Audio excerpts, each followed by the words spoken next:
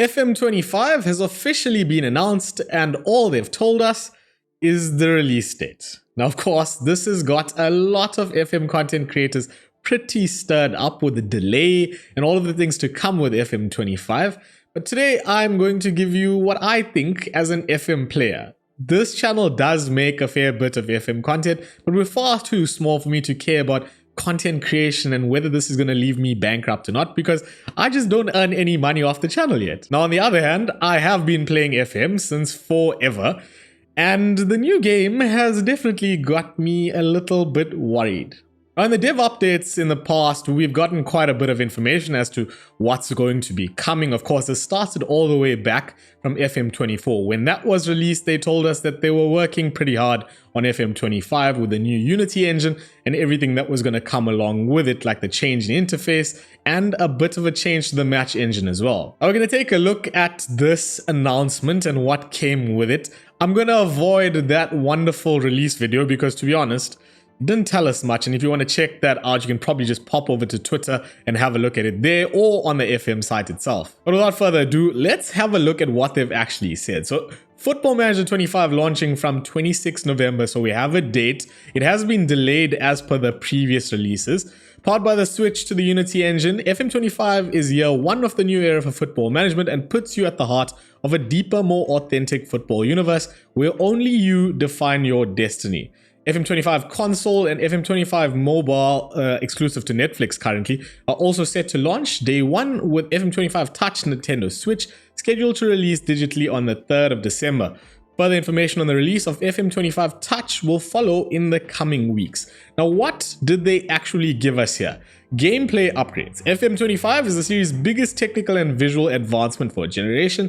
The introduction of women's football, a completely revamped game UI, and a more visually impressive matchday experience are among the changes we've revealed in previous development updates. That's not all for FM25. There are further significant new upgrades waiting for you to discover in every career. An overhauled approach to football tactics will bring you closer to the cutting edge of the professional game, while a complete revamp of the way you set up your manager will deliver more customized, unique stories wherever you step into the dugout. Alongside confirming FM25's release date, we're unveiling a roadmap that outlines what we'll be talking about and when. Now, this is part of the problem. I'm going to click on this wonderful roadmap that they've touted here. Unlock the new era of FM. This is your destination to find out what's new in Football Manager 25. Stay tuned over the coming weeks as the roadmap unlocks, revealing more information on key gameplay areas across platforms. And what this actually says currently is introducing women's football. This one unlocks the week of the 7th of October, and the rest are to be announced. Interface, tactics, match experience, your manager, mobile focus, deeper dive, console recap, touch recap. They've told us basically nothing. All the information that we have currently is basically from the previous dev updates. Now, herein lies the problem. They've told us a lot about what they're taking away and not given us that much to be excited about in terms of what's coming, along with a whole host of changes in terms of the engine. Fair enough, they've included the women's game, and that's going to be somewhat exciting, but is it going to be more exciting than international management, which we all know didn't work very well, wasn't very well developed, and probably needs a lot of work before returning to FM? Are you actually going to play the women's football mode? Maybe you'll start a save there. Maybe you'll start a save in women's management and then eventually get one into the men's footballing world, which is supposed to coexist in this game. And that'll be quite interesting and neat because that's pretty much how the football world works in real life anyway. So that will be neat. But apart from that, I don't think it's going to offer us that much. It seems like a lot of the push with FM25 has been geared towards getting new people to play the game, and they had quite a bit of success with that in FM24. But what about the people that have been playing the game literally forever? Now, FM has a pretty loyal fan base, and I'm sure most of you that play Football Manager along with other games will agree that no matter what, you're probably going to enjoy quite a few hours of a Football Manager save at some point during your week, no matter how busy you are. I myself am pretty much the same. I dabble in a bit of FPS and RPG games both in PS5 and on my PC, but at the end of the day, as a Football Manager fan, I will always make time for FM. Whether or not I'm making a new video on it or not, I'm probably playing a bit of a save here or there in between everything else, like the Cricket 24 that I also do on this channel. And the moral of the story is that Football Manager worked and currently does work. FM24 is pretty much a good game that has its flaws, but it's got us coming back to keep playing it for a long time, and likewise the previous editions have done the same. Now, I'm not saying FM25 is going to be a disaster. I am quite excited by the move to Unity, but I think that a lot of the excitement comes from the foresight, that there will be a lot of big improvements down the line. The main worry then is that, is this game going to be something of a half-assed release? Is it going to be sort of incomplete, with a lot of things not working perfectly? They have been working on it for a really long time. Let's be honest, what have those devs been doing since 2023, essentially? When they told us that FM24 was coming out, we knew that FM25 was the big project, and as such, a very small amount of change was made to FM24. Fair enough, the match engine looked completely different, but it wasn't something so revolutionary that you'd go, I can see what you spent an entire year working on. Now, talking about the match engine, we have gotten zero. Nothing, nada, no information whatsoever as to what this is going to look like, and that is a little bit scary. Are they actually holding on to it because it just doesn't look like what it's supposed to quite yet?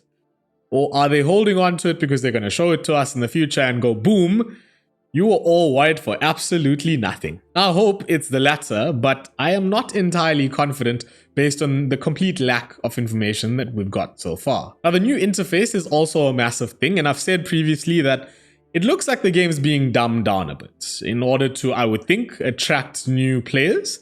And that's cool and all, but if, as I said, you've been playing the game forever, a lot of the intricacies and all the stats and all the rubble that you have to go through is part of what is the allure of the game. It's what makes you come back to keep playing more, because at the end of the day, it is a very stats intensive game. Now, initially we were given a few screenshots about the new UI.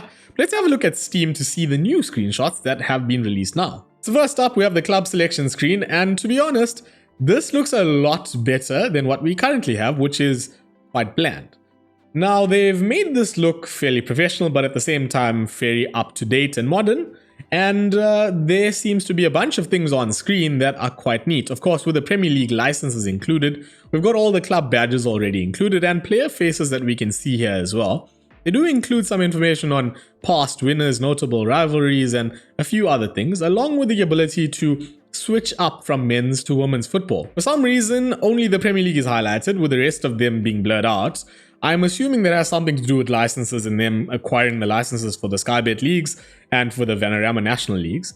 But all in all, I think this one is definitely a thumbs up. We're good to start. Let's keep moving then. So this is quite new, a squad tab that has a lot of the older tabs all included into one, and I think they kind of touted this in the previous dev update when they said that they're going to make things a bit more streamlined. Now, we're used to having this squad view that we can customize and make more appreciable for ourselves to get things done better, but now it seems like perhaps if you click on first team, you might get a bit more information on your players, and then skip into training and get all your training done, the medical center, your youth setup, which is probably the dev center, squad feedback, atmosphere, promises and targets, internationals, registration, squad numbers. It's pretty much got everything, including the loan center right here, included into one place. Now, I don't know how in-depth or not this is going to be as per yet. I'm not unhappy with the fact that it's all in one place. It's just going to take some time to get used to clicking on different tabs, essentially, as compared to the older ones that were on the side panel. What really matters then is that all that depth of information is still included in each of these tabs, or cards and tiles as they're called now. And I would hope that they don't skimp on that. But if they don't, then I think we're perfectly good to go. The problem is, when you are appreciating the UI, you kind of have to actually use it. So for now, our screenshots do give us a little bit, but they definitely don't give us anything near enough to tell us exactly how this is going to play out. So we'll go in a little bit hopeful, because a lot of us have been quite grumpy, and I am going to try and refrain from that for as much as I can in this video. Now, the next thing is the player screen, and I really shouldn't have said that I am going to refrain from being grumpy, because what on earth is this?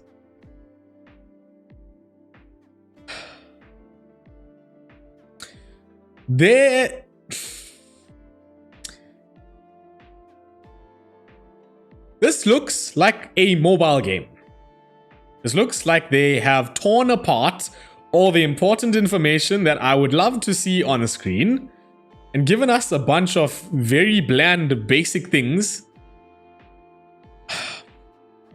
The words, I don't have them currently because there's so much space on the screen that's just not being used, and perhaps they're trying to make things look more efficient and streamlined, as they've said. But surely there's more that can be done here. What does it actually tell us? In the player roles, we have stars and a number like 3+ or something similar. We do still have the star ratings up top in the right corner here. Then we've got all our attributes, including a goalkeeper rating that is now out of 10. They've made it quite clear that it's not out of 3 anymore. We've got our weak foot, strong foot thing going on here. Reputation, personality, and height. They've removed weight, as we know. And then, interestingly, we also have our set pieces grouped quite neatly all at the bottom, which is cool.